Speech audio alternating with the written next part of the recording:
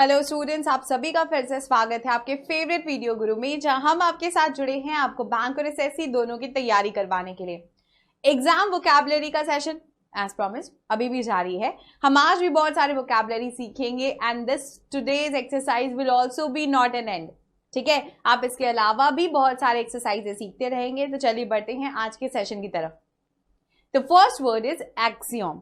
Axiom का मतलब होता है अ सेल्फ एविडेंट ट्रुथ, एक ऐसा ट्रुथ जो बदल नहीं सकता। That is an axiom. ठीक है, एक ऐसी चीज जिसे आप बदल नहीं सकते या जिसके बारे में हम अलग अलग धारणाएं नहीं बना सकते, that is your axiom. The next is baffled. मैंने आज उसे देखा and after seeing his reaction I was baffled. मतलब मैं उसे देख रहा था कि उसके घर पे कोई बहुत बड़ा ट्रेजेडी हो गया है, लेकिन उसके बाद भी वो खुश था। ठीक है, तो उसके रिएक्शन को देखने के बाद मैं बहुत ज्यादा बैफल्ड था। इसका मतलब मैं बहुत ज्यादा पजल था कि इसको हो क्या गया, क्या ये इसको शॉक लग गया है ना, या फिर क्या वो अपने मतलब अपने एक्सप्रेशंस या इमोशंस को जता नहीं पा रहा है। तो बैफल्ड का मतलब होता है a puzzled kind of situation, a basically a sort of confusion.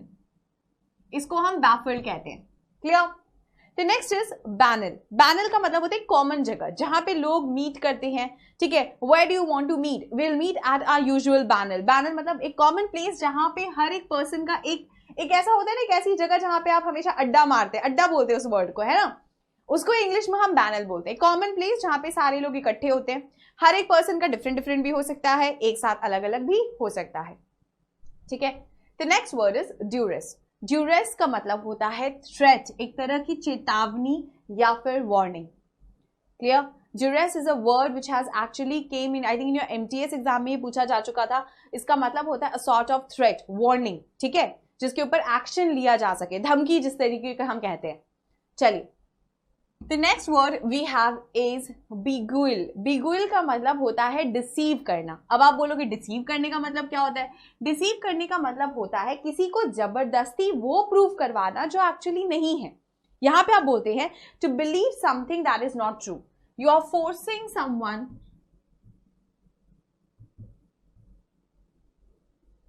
To believe something that is not true. Is that clear? मतलब यहां पे आप किसी पर्सन को वो बिलीव कर रहे हैं, वो मानने पे मजबूर कर रहे हैं जो सच ही नहीं है, उसको हम कहते हैं डिसीव। ठीक है, जैसे आपने सुना होगा एक बहुत मतलब कॉमन सी कहावत है कि लुक्स कैन बी डिसीविंग। मतलब जरूरी नहीं है कि अगर इंसान अच्छा दिखता है तो इंसान अच्छा ही है, अगर इंसान बुरा दिखता है तो बुरा ही होगा। हो सकता है अच्छा दिखने वाला इंसान भी बुरा हो। डिसीव का मतलब होता है एक ऐसी चीज किसी पर्सन को बिलीव करवाना जो कि एक्चुअल में सच्चाई नहीं होती। Clear? The next word is बिलीजर।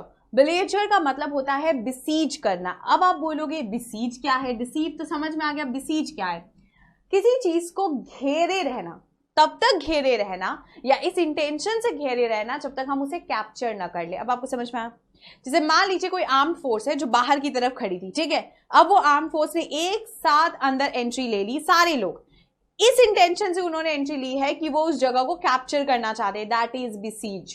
बिसीज का मतलब होता है जब आर्म्ड फोर्सेस किसी जगह पे जानबूझ के होते हैं with an intention to capture it. ठीक है, या इस इंटेंशन से उस जगह पे हमला करते हैं या अटैक करते हैं, या इस इंटेंशन से उस जगह को घेरते हैं कि सामने वाला खुद ब खुद सरेंडर कर दे। समझ में आया? सो दैट इज बिलीजर और besiege. The next word is beseech. इसका मतलब होता है किसी चीज को एंट्रीट करना। ठीक है, the next word is bestial. Bestial का मतलब होता है ब्रूटिश। अब ब्रूटिश का मतलब होगा someone who is trying to be brute, someone brute। अब आप बोलना brute मीनिंग क्या होगा? brute मतलब होता है यहां पे you're talking about a nature which is very cruel। ठीक है, bestial का जो मीनिंग होता है, bestial या फिर brutish, इन दोनों का मतलब होता है someone who is trying to be a brute। brute का मीनिंग होता है someone who is trying to be very harsh, very cruel with people। The next is ecstasy। Ecstasy बहुत कॉमन वर्ड है, बहुत बहुत कॉमन वर्ड है, और यहां पे जो टर्म है it is very highly powerful और चीयरफुल। एक ऐसी feeling which is very exalted. Exalted feeling का मतलब होता है very cheerful expression. It's a very cheerful sort of feeling. यहां पे बहुत ज्यादा खुशी, बहुत ज्यादा जॉय एक साथ दिखती है। That is ecstasy. Clear? The next word is boisterous. Boisterous, ये जो बॉय वर्ड आता है ये जनरली आपके सेंटेंस में किसी भी तरीके का नॉइज है, ठीक है। नाउ अब बॉयस्ट्रस तो लोगों का एक्सप्रेशन भी हो सकता है, क्राउड है, अगर उनका फेवरेट स्टार स्टेज पे आता है तो जो उनका एक्सप्रेशन है दैट इज बॉयस्ट्रस। तो बॉयस्ट्रस का मतलब होता है दे आर वेरी नॉइजीली चीयरफुल, वो बहुत ज्यादा चिल्ला चिल्ला के चीयर कर रहे हैं अपनी टीम को, ठीक है। आप फीफा देखने गए हैं, वहां पे आपकी फेवरेट टीम वहां पे फाइनल्स में है, और वो जो क्राउड का जो एटमोस्फेयर, जो एम्बियंस बन जाता है दैट इज, वो कैसा है, वो बहुत ज्यादा बॉयस्ट्रस है, मतलब लोग चिल्ला चिल्ला के टीम को चीयर कर रहे हैं। इंडिया में आईपीएल ले लीजिए, ठीक है, आईपीएल के साथ भी वही हालत है जैसे कि हमारा वर्ल्ड कप होता है। The next is bonhomie. Bonhomie एक सुप्रीम ईज एक्सप्रेशन है, एक ऐसा इंप्रेशन जहां पे किसी पर्सन को बहुत बहुत ज्यादा घर जैसा एटमोस्फेयर मिल रहा है एंड इज एट ईज, ठीक है। जैसे बड़े बड़े आप स्पा वाले रेस्टोरेंट्स में चले जाइए या फिर बड़े बड़े होटल्स या मोटेल्स में चले जाइए जहां पे आपको bonhomie एनवायरमेंट मिल रहा है, मतलब it is an impression of extreme easiness. यहाँ पे आप बहुत ज्यादा अपने आप को रिलैक्स्ड फील कर रहे हैं, जैसे घर पे हम होते हैं, है ना, जब कोई नहीं देख रहा होता घर पे जैसा एटमोस्फेयर होता है, that is bonhomie। The next is bravura. Bravura का मतलब होता है किसी चीज पे कोई तरीके का impact. I know this term is very new to you, आपने शायद ये टर्म भी फर्स्ट टाइम सुना होगा, आप याद रखिएगा, इसका मतलब किसी चीज के ऊपर किसी तरीके का इंपैक्ट होना को हम ब्रवूरा बोलते हैं, clear. The next is burlesque. Burlesque एक ऐसा वर्ड है which is actually acting as a piece of literature और acting that mocks its original by grotesque exaggeration। मतलब बर्लेस्क एक ऐसा टर्म यूज किया जाता है, कब यूज किया जाता है, जब हम ओरिजिनल लिटरेचर या फिर ओरिजिनल एक्टिंग को मॉक करते हैं, मतलब उसका मजाक उड़ाते हैं, बाय ग्रोटेस्क एग्जैजरेशन, जरूरत से ज्यादा जब हम उसको एग्जैजरेट कर देते हैं, ठीक है, जरूरत से ज्यादा उसको टान के लंबा कर देते हैं या बड़ा कर देते हैं, ऐसी एक्टिंग या लिटरेचर को जब हम मॉक करते हैं, जिसका मजाक उड़ाना कहते हैं जिसे, उसको हम कहते हैं बर्लेस्क, क्लियर। चलिए नेक्स्ट वी हैव कैंडिड। एक कैंडिड पिक्चर हो जाए, एक ऐसी पिक्चर जिसमें आप बहुत खुल के अपने फेस को के एक्सप्रेशंस को दे रहे हैं। ये जो कैंडिड पिक्चर जो टर्म आया है ये किससे आया है, this term has come from frankness, openness, ठीक है। इसका मतलब होता है खुलकर अपने एक्सप्रेशंस को जाहिर करिए एंड कैंडिड पिक्चर। आपने देखा होगा अ कैंडिड वन, हम अचानक से फोन में है और किसी ने हमारी पिक्चर ले ली और नीचे लिख दिया कैप्शन कैंडिड, ठीक है, तो इसका मतलब क्या है, एक ऐसा टोन, एक ऐसा पिक्चर वहां पे जा रहा है आपके सामने जिसमें हम थे, जिसमें हमने कुछ और प्रिटेंड नहीं किया, जिसमें हमने स्माइल नहीं दिया, पाउट्स नहीं दिया, हम सिंपली हम थे, तब वो जो पिक्चर कहलाएगी उसे हम कैंडिड कहते हैं। आप खेल रहे, किसी के साथ हंसी मजाक कर रहे, किसी ने आपकी छोटी सी वीडियो बना दी, अ कैंडिड वीडियो, मतलब एक ऐसा वीडियो जहां पे आप खुल के अपने जैसे थे, ठीक है, फ्रैंकनेस जहां दिखती है।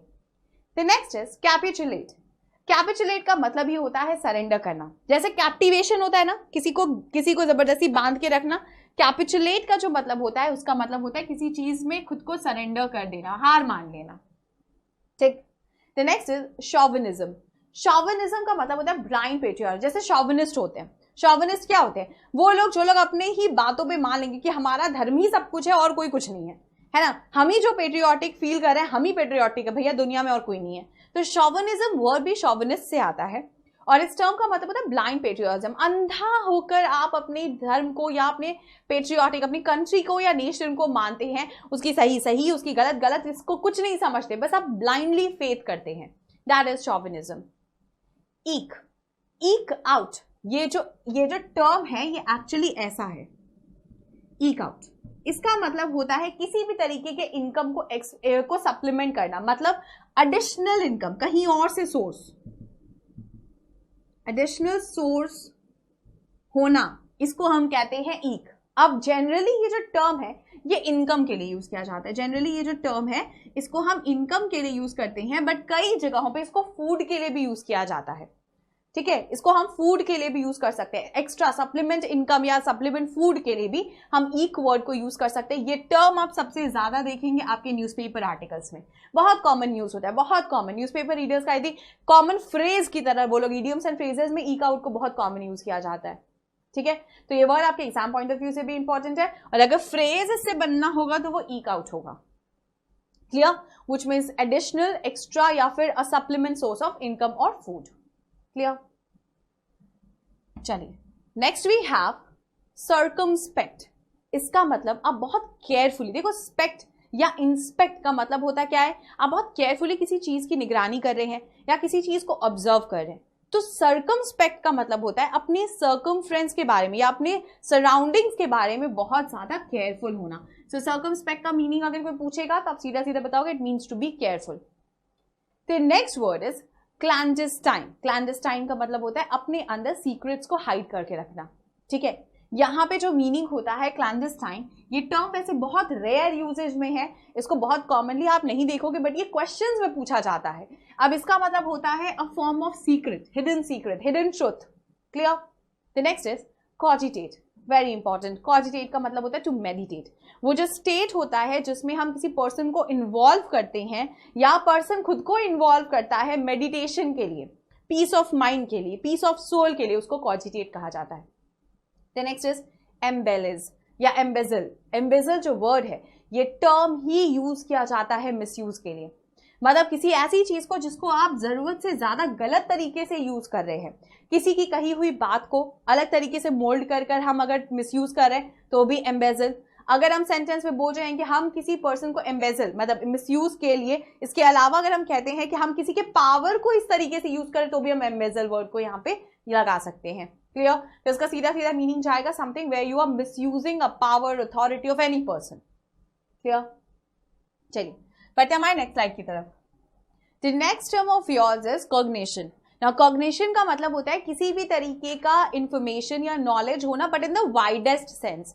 जब आपके पास अपूर्ण नॉलेज या फिर संपूर्ण नॉलेज होती है, ज्यादा नॉलेज जिसे हम कहते हैं, संपूर्ण तो क्या नॉलेज कभी नहीं होती, बट फिर भी अगर वाइडेस्ट सेंस में आपके पास किसी चीज के बारे में इंफॉर्मेशन या नॉलेज है तो उस टर्म को हम कॉग्निशन बोलते हैं। And this term is also a very important term from your examination point of view. The next word is commodious. Commodious जैसे कपेशियस वर्ड होता है, बिल्कुल वैसे ही स्पेशियस यूज होता है।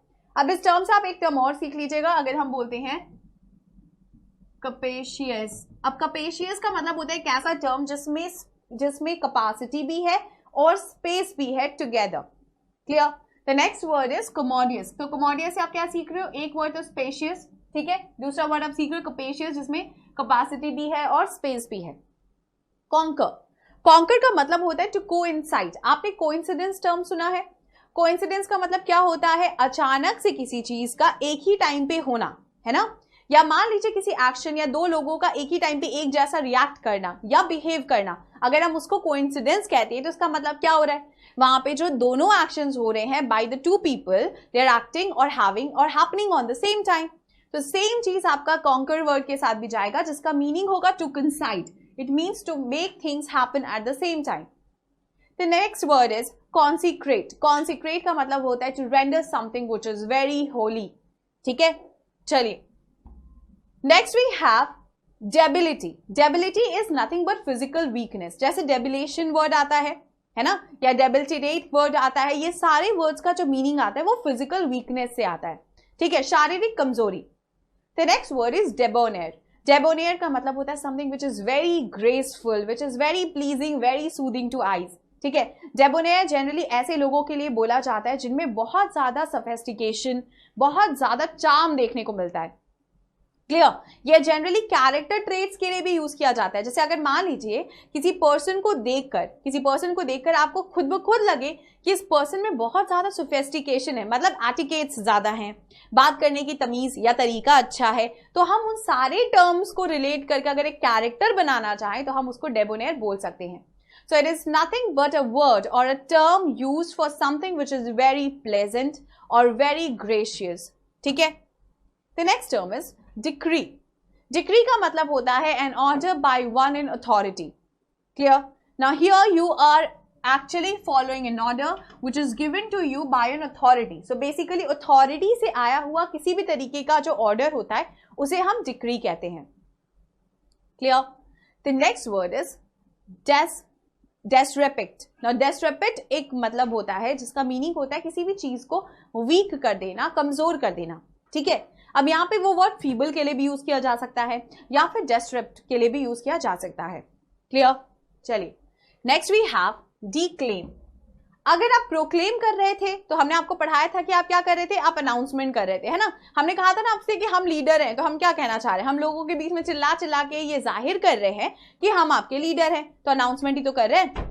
लेकिन जब हम डिक्लेम कर रहे होते हैं तो हम बोल रहे हैं to make a set of rhetorical speech. अब आप बोलोगे रेथोरिक का मीनिंग क्या होता है? रेथोरिक का मतलब होता है सेट ऑफ वर्ड्स को यूज करना, ठीक है, या एक ऐसा person who is very good at speaking. Rhetoric actually means it is used for a person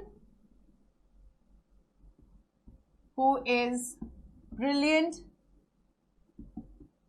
at speaking.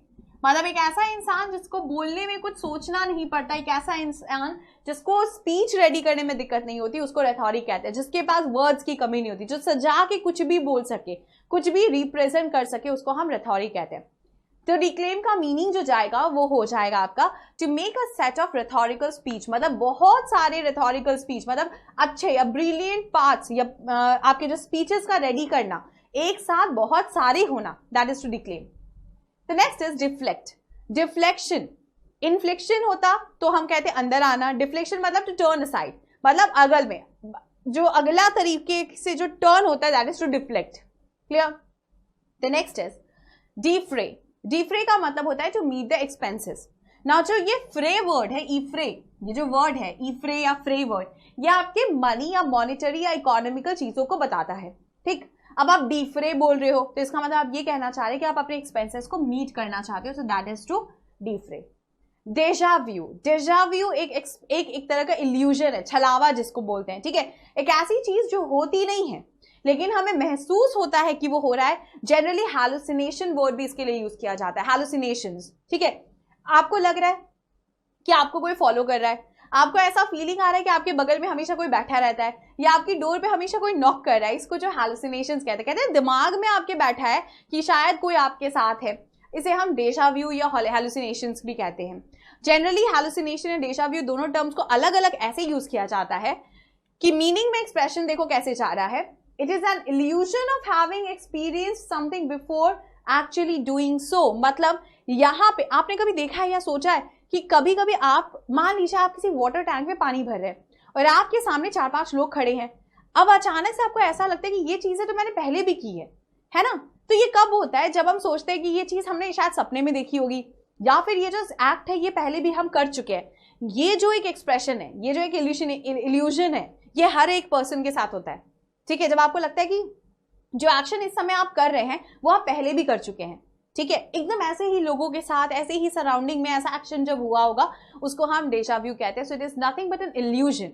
Actually ये होता नहीं है, ये एक माइंडसेट होता है एक पर्सन का जिसमें वो ये चीजें बिलीव करने लगता है कि जो उसके साथ हो रहा है वो पहले भी वो कहीं एक्सपीरियंस कर चुका है या उसके साथ एक्चुअली हो चुका है। Is that clear? The next is delineate. Now delineate का मतलब होता है to represent by a sketch और पिक्चर। किसी भी चीज को अगर पिक्चर्स के थ्रू डेमोन्स्ट्रेट या फिर पिक्चर्स के थ्रू समझाया जाए तो उसको हम डेलिनिएट कहते हैं, ठीक है। It is nothing but a representation bye a sketch. अगर कोई पर्सन भी, कई बार देखिएगा आपको लगेगा कि कुछ लोग अपनी बातों को वर्ड्स में एक्सप्रेस नहीं कर पाते, लेकिन उन्हीं बातों को वो पिक्चर्स के थ्रू बहुत खूबसूरती से एक्सप्रेस कर देते हैं, जैसे कि आपके आर्टिस्ट हो गए या फिर ऐसे लोगों के जो जनरली शांत रहना पसंद करते हैं बट ड्रॉ करना पसंद करते हैं, उनको हम डेलिनिएट कहते हैं। Clear? The next term is denouement. Announcement होता तो बता रहे थे, डिनाउंसमेंट का मतलब होता है कि किसी स्टोरी या स्टोरी के किसी प्लॉट को आप अनरावल कर रहे हो, मतलब आप उसको एक्सप्लोर कर रहे हो, आप उसके बारे में चीजों को बता रहे हो। Clear? Unravelling of a plot और स्टोरी को हम डिनाउंसमेंट कहते हैं।